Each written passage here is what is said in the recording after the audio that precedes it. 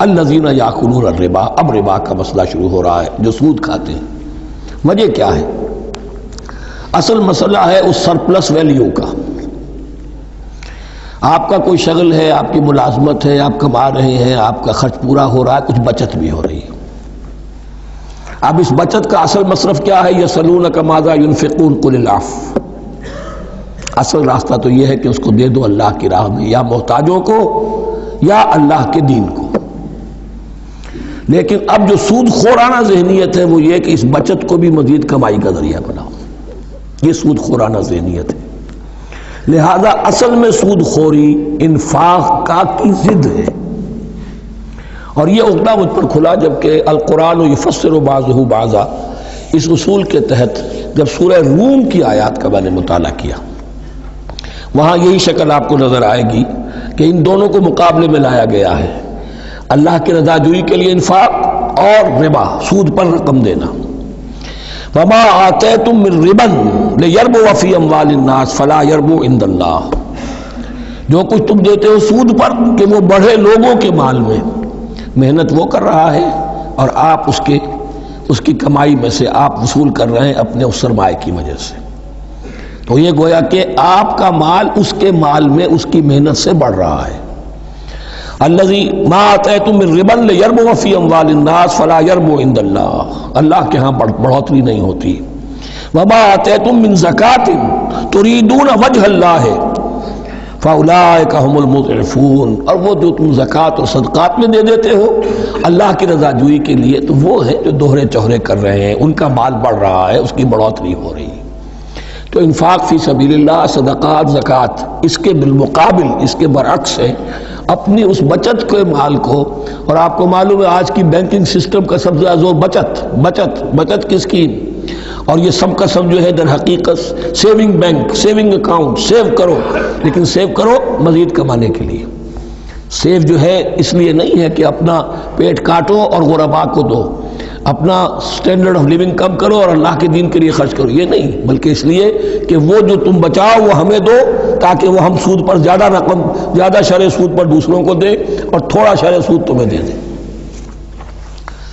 اب اس کے برعکس الذین یاکلون الربا، جو لوگ سود کھاتے ہیں، لا یقومون الا کما یقوم الذی یتخبطہ الشیطان من المس، وہ نہیں کھڑے ہوتے مگر ان کی طرح سے کہ جن کو شیطان نے مخبوط الحواس بنا دیا ہو چھو کر۔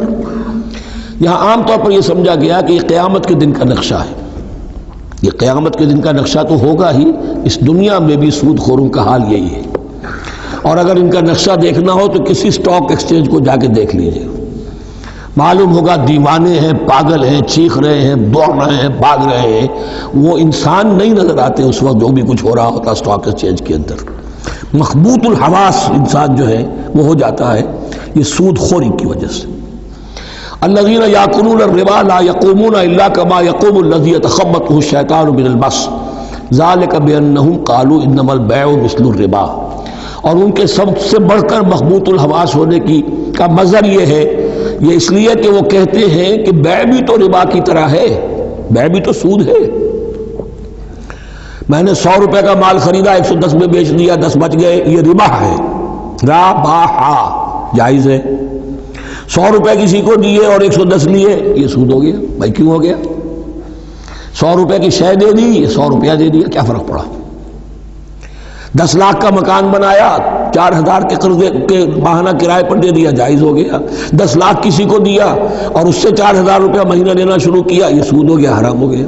عقلی طور پر یہ باتیں ہیں کہ جو سود کے حامیوں کی طرف سے کہی جاتی ہیں۔ انما البیع مثل الربا، بیع میں کبھی جو نفع ہوتا ہے، ربح اور ربا، یہ میں اس وقت بیان کر چکا ہوں سورہ بقرہ کے دوسرے رکوع کے ضمن میں۔ تو یہ جان لیجئے کہ اس ظاہری سے مناسبت کی وجہ سے ان کا مخبوط الحواس لوگ جو ہیں وہ اس دونوں کے اندر کوئی فرق محسوس نہیں کرتے۔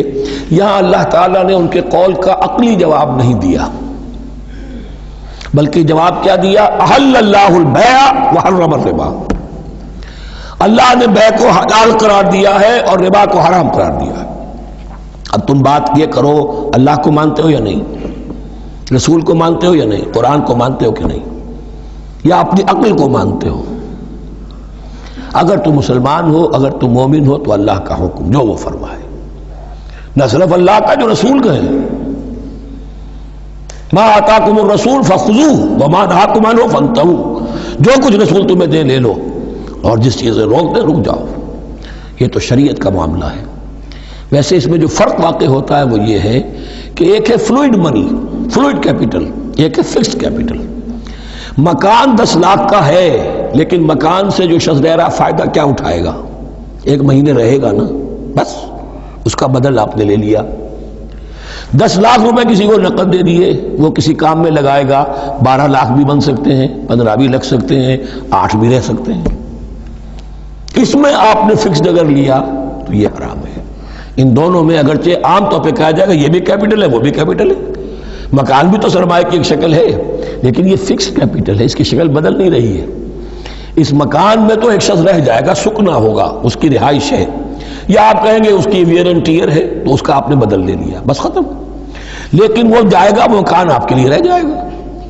لیکن یہ کہ 10 لاکھ جس کو دیا نقد، وہ کاروبار کرے گا، کچھ اور کہیں لگائے گا، اس کے اندر اضافہ بھی ہو سکتا ہے، کمی بھی ہو سکتی ہے، اس میں پھر فکسڈ پروفٹ لینا یہ ہے حرام، اور ان دونوں میں کوئی مناسبت نہیں۔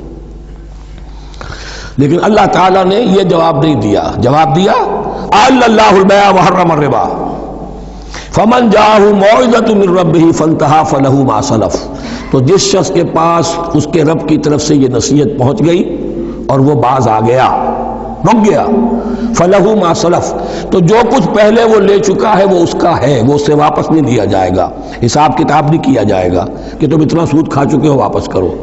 لیکن اس کا یہ مطلب بھی نہیں کہ اس کا کوئی گناہ ان پر نہیں ہوگا، وَأَمْرُهُ إِلَى اللَّهِ، اللہ کے حوالے رہے گا، معلق رہے گا، اللہ چاہے گا تو معاف بھی کر دے گا، اور اللہ چاہے گا تو پچھلے سود کے اوپر بھی اس کی سرزنش ہوگی۔ أَمْرُهُ إِلَى اللَّهِ وَمَنْ عَادَ، لیکن اس نصیحت کے آنے کے بعد بھی جس نے دوبارہ یہ حرکت کی فَأُولَٰئِكَ أَصْحَابُ النَّارِ هُمْ فِيهَا خَالِدُونَ، تو یہ جہنمی ہے اور اس میں ہمیشہ ہمیشہ رہے گا۔